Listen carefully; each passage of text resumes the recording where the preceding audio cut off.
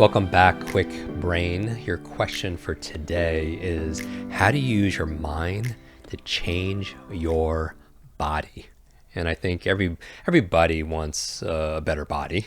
And here we have back on our show, we're very excited to have one of the most comeback guests on our show, probably the amazing author, podcaster, Shawn Stevenson, superhero, friend of mine. Thanks for being on. Always an honor. Yeah, and now we happen to be on your set. Yeah. We just recorded an episode, another episode for your show. Yeah, you're our most frequent guest in the 8-year history of the show. Oh my goodness. For good reason. Yeah, man. Thank you. I think I could say this the same as our show hasn't been around quite as long as yours has, but our team really enjoys your show, as I mentioned. So thank you. So you and I were geeking out before, and we're talking about the brain, and we've done conversations on previous episodes, and I'll put them in the show notes on overcoming brain fog. Some of the best foods. We also did exercise, which was a really popular episode. And obviously, with Sleep Smarter, Eat Smart, we covered sleep, many. And you've been a coach of mine and a mentor of mine, in all these different areas. So how do you use your mind to change your body? Perfect question. Now, this should be the first thing that we ever talk about, but it's so beyond kind of the normal modality of education today. And this is one of the big things that I love you for and admire you for, is really helping to direct and to hold a space for a new system of education where we're talking about these things, where it becomes a cultural norm. So the first tenet for us to really understand is that your thoughts create chemistry in your body instantaneously. Yeah. Every single thought that you think creates chemistry. And so is that thought affirmative? Is it detracting? Is it a thought of stress, joy, anger? When you have an angry thought or an angry series of thoughts, you feel it in your body. You feel the burning sensation maybe around your chest. Your blood boils. There's all these there's all these different terms that we kind of normalize in society, but we really don't think about, like, your thoughts are literally creating this change in your biochemistry and the outpicturing of what your immune system's doing. We know about psychoneuroimmunology, which is what we just talked about recently, psychoneuroendocrinology, and that's what we're going to be talking about today.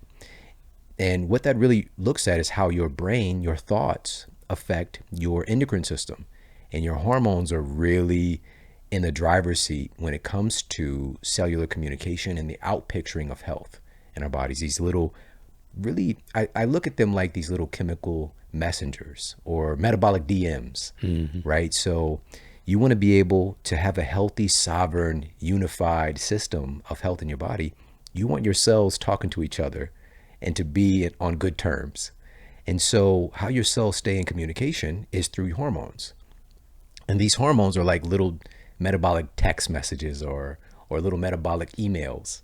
And so now the question is, what happens when an email starts coming in too frequently? It's getting an overabundance of messages sent. It can start to go to spam.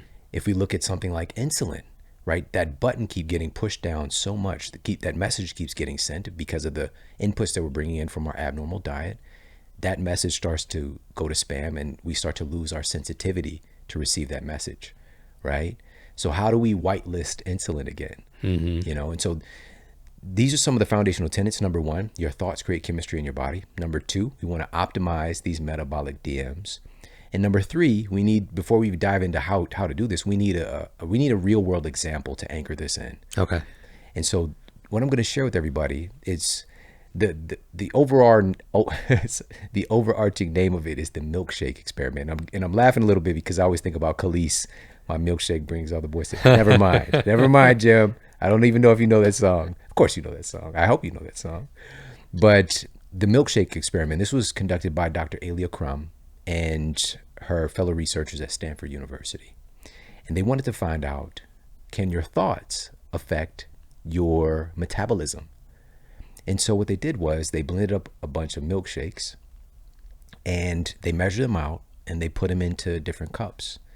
Now, all the milkshakes were 380 calories. But what they did was they slapped some labels on the different glasses of milkshake. One of the labels said 140 calorie Sensa shake or sensible milkshake, even though it was 380 calories. And then for other glasses of the milkshake, they slapped on another label that said 620 calorie indulgent milkshake. Okay. Okay. Now, again, all of the milkshakes are the exact same amount of calories, at 380 calories. And so, depending on, some folks got the Sensa shake, some folks got the indulgent milkshake, and they drank them up, enjoyed themselves. Now, here's what happened with their biochemistry. The folks who drank the quote indulgent milkshake, believing that this was a really rich, High high calorie. calorie consumption that they're taking on in the form of this milkshake, what happened was there was a really dramatic change in something called ghrelin. And this is going back to these metabolic DMs. Ghrelin is well noted to be this kind of glorified hunger hormone. All right. So when ghrelin is active, it's driving us to eat. It's telling us, kind of like signaling our bodies that we need to get some caloric energy in here. We need some nutrients in. And also, it's another thing about ghrelin that's not often talked about. Ghrelin also turns on the programs that get your body to start using stored fuel, right? The quote, burning fat phenomenon. Ghrelin is also paired with that. And so when folks actually, when they had the more indulgent milkshake, what happened was their ghrelin levels plummeted as if they had consumed 3 times more than they actually did. All right. So that driving force to get them to eat more was shut off so dramatically. Again, it was as if they consumed 3 times more calories than they actually did. So it's a signal to their entire biochemistry, this tapestry of trillions of cells, that we are deeply satisfied. And we're good. We're probably going to be good for a while because we just got this big influx of nutrition, even though it was only 380 calories. Now, here's the other part of the story. The folks who consumed the Sensa shake, they barely had a budge in their ghrelin levels at all. It barely Wow. moved at all.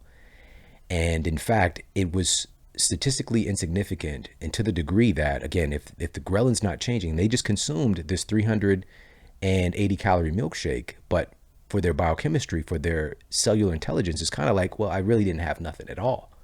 And so what's going to happen? You're going to be hungry again later, sooner, faster, right? After you have this milkshake, again, 380 calories. So this dramatic change, and if people are doing this constantly throughout their lives, every day, every meal, with their perception about the food that they're eating, what kind of impact is that going to have on the outpicturing of their hormones and what their cells are doing as far as burning and storing fat as well? And so this leans into the real crux of the story, which is the dramatic impact that our thoughts are going to have on our overall metabolism. And so now, how do we take this and use this to our advantage? Right. Thoughts are things, and people are thinking like, that's crazy. Are they going to go around and put labels on their own food? And how should people use this? Well, this is going to sound a little weird, but you're going to placebo yourself. You're going to Placebo yourself. Yes, you're going to placebo yourself. And you know what? I need to share one more little piece here, because there's something besides the placebo effect. There's also the nocebo effect, right? The Yeah. placebo, Why don't we define nocebo? Sure. The placebo effect is essentially when you get a positive injunction that a therapeutic effect is going to happen, usually coming from an authority figure, somebody who you deem to be knowledgeable in the subject matter. A nocebo effect is when you get a negative injunction that something, quote, bad is going to happen when said thing is introduced, right? So this is a situation where you're told, this is incurable.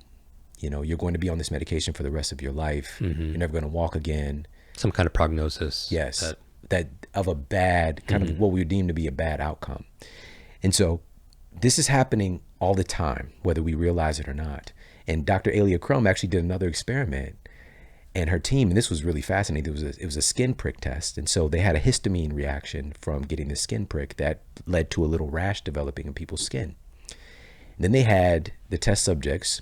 They gave them one of two options, or one of two messages. And one of the messages being, hey, we're about to give you this cream that's going to help this rash to go away. Other folks were given the message that we're giving you this cream that it's an agonist. It's something that's going to make the rash worse. and we're going to rub it on your rash. So one placebo, one nocebo. Yes. And now here's the thing. It's a totally inert cream. It does nothing. But just receiving that message, sure enough, the vast majority of subjects, when they received what they believed to be an antihistamine cream, something that's going to make the rash go away, within 10 minutes, it went away. The other side, the ones who believed that this is going to make their rash worse, within 10 minutes, it got worse. Totally inert cream. All documented. This is not airy-fairy made up stuff. This is a real phenomenon that's been known about for centuries, but now we have more scientific method to demonstrate how powerful our minds are. Now, this is the biggest part and why I needed to share this story. What made the rash get worse or get better faster was how much the person trusted the physician who was telling them that this cream was going to do fill in the blank. It was the rapport. It was their belief in their level of intelligence, their competency, the rapport that made the information, that nocebo or placebo effect, even stronger. All right. So now, how do we put this into play for ourselves? Number one, we got to realize that this is happening all the time, whether we realize it or not. If we're telling ourselves, for instance, that we're eating a food that's a quote bad food, what does that do to your biochemistry? How does that relate? And just on a superficial level, if you're eating a bad food and you equate that to a bad behavior, are you being a bad person, right? It could start to lead to this series of events. But also from that biochemical level, if you're eating a quote bad food that's going to have these negative outcomes in your body, and that's what you're believing, that's your strongest belief, your unconscious or subconscious belief, your body is going to have a more complicated time, I'll put it simply, interacting with that food, and you're going to have a much higher likelihood of retaining more of those calories you consume and storing it as fat. And this is detailed. I talk about this in my book, Eat Smarter, as well, with a study breaking down when people eat a meal of processed food versus whole foods. And so their body's literally retaining more of that caloric energy, kind of creating a hormonal clog when they're eating processed food. But also part of it is the belief of what you're eating. So that's number one. Number two, this is something I saw in my clinical practice a lot. If somebody's eating what they deem to be healthy and just like, I hate this, and not usually the foods that I would tell them to eat, but just what they believe to be healthy food. And they're eating this meal or this particular food, and they're telling themselves that, this is blah, I'm just doing this thing, I'm on this new diet, whatever the case might be. When you could placebo yourself and you interact with that food in a new way, but I'm a big proponent of joy. So making sure that the food is actually good, but you're telling yourself that this food that actually happens to be good for you is just the most incredible experience that you've ever had. Like, it's like making love. It's like this deep, seductive, beautiful experience to have this, this green smoothie or whatever it is, this is just so indulgent. Like, you turn it into this really interactive thing where your mind and your body is interacting with this food that just so happens to be good with you. What's going to happen is, according to the data, your ghrelin levels, that what's driving you to eat, is going to be suppressed even more because you feel like, hey, this is an indulgence. Even though you're not consuming a lot more calories, you're consuming something that's nutrient dense. It's telling your biochemistry that, I'm deeply satisfied. I'm really enjoying this, and I'm being a little naughty, actually, and it creates a shift in that biochemistry. So this is just level one with this. There's other things to unpack, but I think that this is a powerful way we can start to placebo ourselves. So what you eat matters, but it's also how you eat it. Yes. The state that you're eating it in.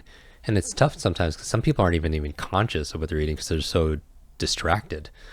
Even in the process of eating, that they're on their phones, they're watching the news, they're doing everything else, and they're not even tasting their foods.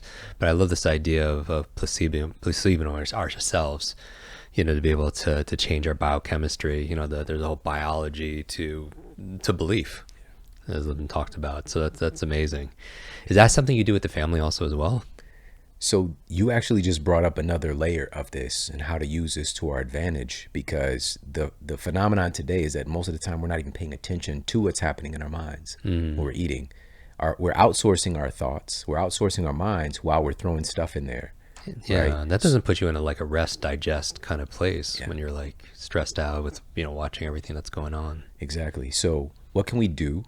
In this instance, this doesn't mean you can't have a meal and watch a show or whatever the case might be. But especially if somebody's in a state of health that they're wanting to change, and understanding that the food that you're eating literally becomes you, what you see in the mirror. You get to make your body out of the things that you're eating. This is a great opportunity for you to really tune in. Like, let me take the time to make my body out of this good stuff and get the most out of it, because I'm going to be present with this food, right? So now we can interact with this food. There's this term of mindful eating today, but we could take that to another level where we're also not just mindful eating, but using some affirmative thoughts here and placeboing our mind as we're doing it, really enjoying the process. And so what's happened with me, and probably one of the reasons I'm really good at this, is that I was probably one of the most unhealthy people on planet Earth. And this is the thing too, even as I say that, the human body is so resilient. Yeah. It's always figuring out ways to keep you alive. And that's what our diseases really are.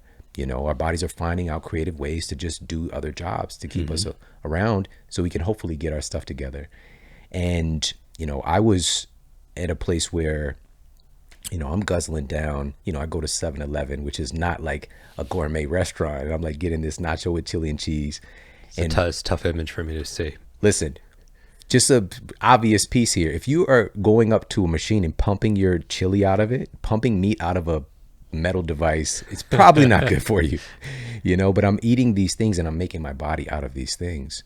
But what really helped to turn things around was, because also there's a taste thing, right? A lot of people talk about that. Like, I'm very picky. I'm a picky eater. I know about that. Like, if you were to look it up in the dictionary, that was me. Like, my 4-year-old me is going to be there in the dictionary. But the beautiful thing about the human palate, now there's more really cool data about this. There's actually a change. When we say our palate change, there's a change in the production of proteins and what we're producing within our own saliva that's interacting with the food, that takes place over time as we're eating and experimenting with new foods. And so now I take the time when I'm eating a meal, not all the time. This is not about perfection. It's about progress. But I really pay attention to the subtle flavors. Food is so beautiful and dynamic and complex. I just took a trip. I just came back from Atlanta, back home here to LA. And while I was in Atlanta, I had these different meal experiences. And I could taste all of these things. I really just don't think I would have tasted, had I not been this person that I am today. And I had such a good experience. I had such a joyful experience I'll never forget. And it was revolving around food, but not in a negative way. This was something very affirmative, so we all have that capacity to be present with our food, to really enjoy it, because I deeply believe this. And everyone doesn't have to subscribe to this belief, but, there are people who live by the tenet and teach through this tenet of, eat to live, don't live to eat. Now, that's not what I believe. I believe that food tastes good for the sole purpose of us enjoying it and eating it. And I think that it's a big part of our lives as humans. Like, if you look at human evolution, food has been a centerpiece of so much of our lives. And especially here today, all of our greatest moments, there's food involved. Now, the type of food is debatable, but every culture, long lived traditions, food is a centerpiece. And I believe that food tastes amazing and it's a joyful experience, so that we feel more compelled to eat it. And how do we do this in a healthful way? Get the most out of it. Get that modulation with ghrelin and leptin and insulin being normalized, and glucagon, and all these things that we really break down and eat smarter. But we can make this a more empowering event, especially when we leverage our own psychology, placebo ourselves, and create a new interaction and relationship with our food. Amazing. Placebo yourself. I love that, buddy. So food is, it's not, you can not only can be nutritious, but it can be delicious. And a lot of it is our attitude that we're bringing to the table as we're eating it, that we could be mindful. We could also bring the joy. This is the best food ever. It's nourishing my body and my mind and my soul. Some people will do it through like a little blessing or a prayer. They have some kind of ritual around it, but it's definitely what you eat matters, especially for your gray matter. As all our listeners are thinking about their brain health. Shawn Stevenson, how do people find out more about eating right, and more about, I love the milkshake effect. I think, we're not saying milkshakes are a brain food, right? But that's amazing knowledge, like always. Where can people find out more? Perfect. Yes, and I actually break down the milkshake experiment more in Eat Smarter. So it's really, and we just shared this when it came out, a few months ago. It was the number one new I release know. of all books in the United States, which was just amazing at a time when so much craziness is happening in the world. For people to stand up and say, hey, health really matters, food matters, it really just kind of ignited a even stronger fire within me to get this message out and get folks educated and empowered. So you can pick up Eat Smarter anywhere that books are sold, and folks can check out my show that we just finished Yeah. recording again. Having you on is such a gift, and it's called the Model Health Show. Very grateful to say we're frequently the number one health podcast in the U.S. And the secret is we care a lot, and Yeah. we're doing master classes on subject matters. Anything in health that you might have a question about, we've got a masterclass on it, and I guarantee you're going to walk away not just with the big understanding of the ideas and complexities, how it all works, but also what are some things that you can do today to take advantage of this thing and be empowered, especially, again, at a time when we need a lot more empowerment. Yeah. And I encourage everybody also to follow Shawn on social media. They At can find me Shawn there. Model, at Shawn Model on Instagram. Fantastic. Take a screenshot of this also, as we often do. Feel like the best way of, when you learn something, you just gotta, for every hour you spend learning something, I always recommend you gotta spend like an equal hour somewhere over the week to apply those things. And one of the best ways of learning it is to explain it to somebody else, the whole explanation effect, and teach it. And so take a screenshot of this, tag Shawn, tag myself, and post it. And what do you want them to put in the post? And I encourage everyone to watch this on YouTube if you haven't too, because this is amazing production here. So we appreciate your team for capturing this.